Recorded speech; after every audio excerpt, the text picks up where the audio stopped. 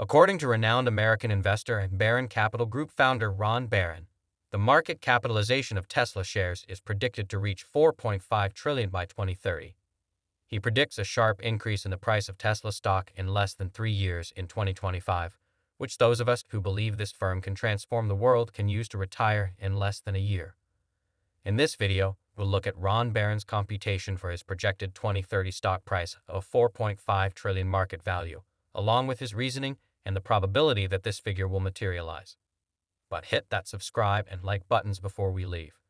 On November 4, 2022, billionaire investor and philanthropist Ron Barron predicted that Tesla's valuation may rise by 570% to $4.5 trillion over the course of the following 10 years.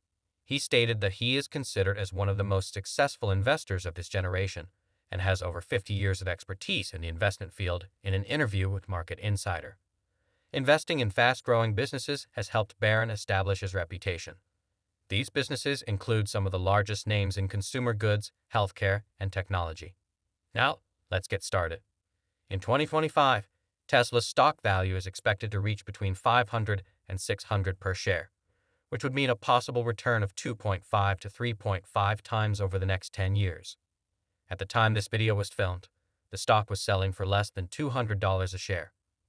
Furthermore, it is projected that the corporation will grow 7 to 8 times faster than expected, reaching $4.5 trillion in the same time frame.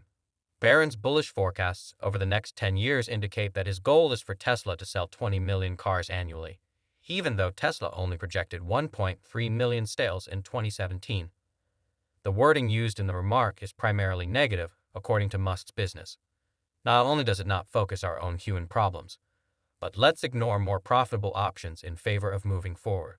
According to his assertion, by 2030, he and Tesla will have sold 20 million cars annually for $50,000 apiece, generating $1 trillion in revenue and operating profits of roughly 30%, or $300 billion in total.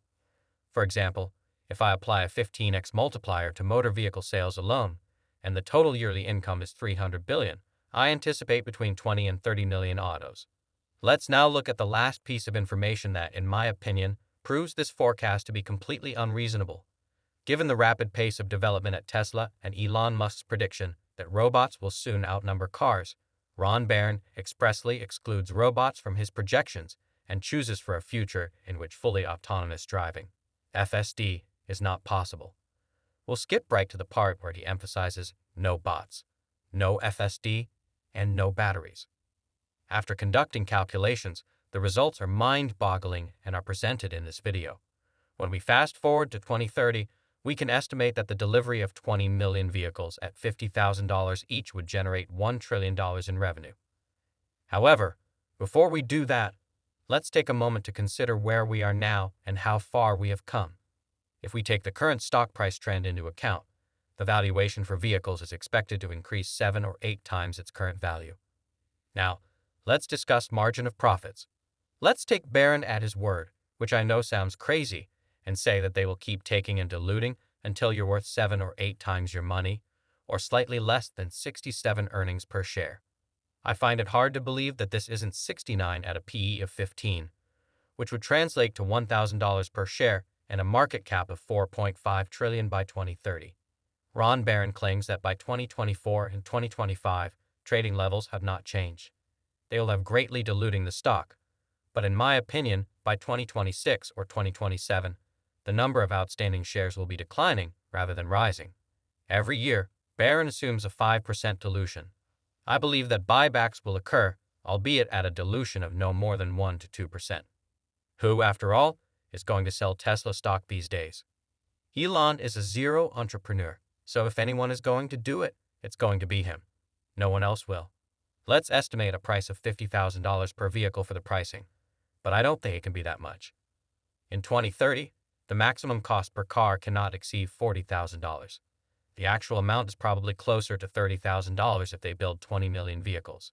Sales would be $600 billion, operating margin would be $30 billion, net income would be $80 billion, and P would be 15. According to Ron Barron, the value of automobiles alone will approach $2.7 trillion by 2030, or a price per share of $600. We'll learn more about the cars in due price will increase to 500 or 600 in 2025. A P/E of 60 is reasonable if they perform as anticipated and produce about $13 billion in net income in 2022. Can range from 55 to 65, with an average of 63. At a P/E of 60, the market capitalization surpasses 700 billion pesos, and the price per share amounts to 240 pesos. Indeed, the stock's market value ought to be higher once more. Additionally, I think that market sentiment and macroeconomic conditions will trample on the P/E when the Fed raises rates and engages in considerable quantitative tightening. Assuming the P/E is lower at 55, this will cause the market cap to fall below 700 billion and the stock price to drop to 220. But that's overly traditional. In 2023, a more likely scenario is a P/E of 75, a market capitalization of around $1 trillion, and a share price of $300. Given that share prices have already doubled in 2023, an end-of-year projection of $300 per share may perhaps be too low. Now, let's discuss 2024. As a starting point, let's assume that P/E equals 43. In this case, the market capitalization of the stock in 2025 exceeds $1.5 trillion, with a price per share of $434.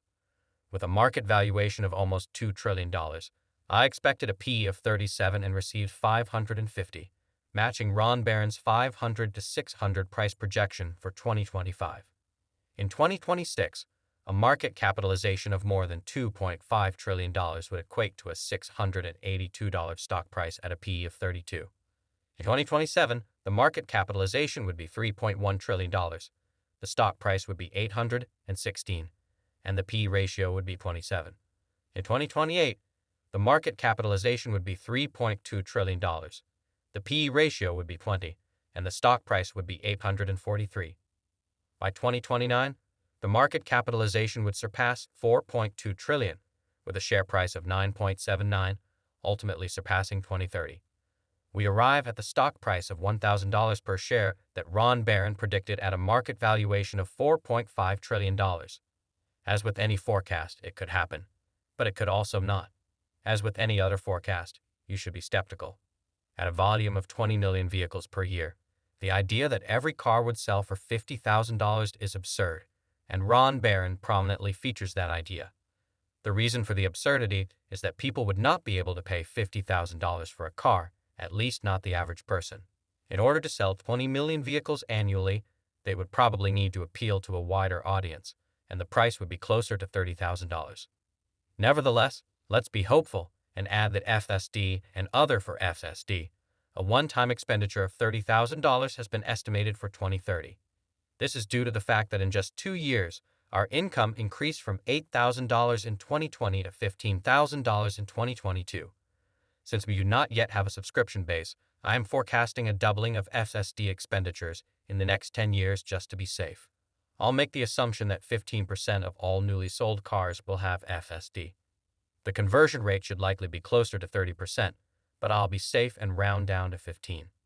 As a result, the price of our original vehicle, which was only $344 per share in 2023, will immediately drop to $396 per share, all the way down to 2030. Without batteries, electricity, or robots, our market capitalization is $5.7 trillion and $1,267 per share when FSD is taken into account. Not bad for a cautious estimate.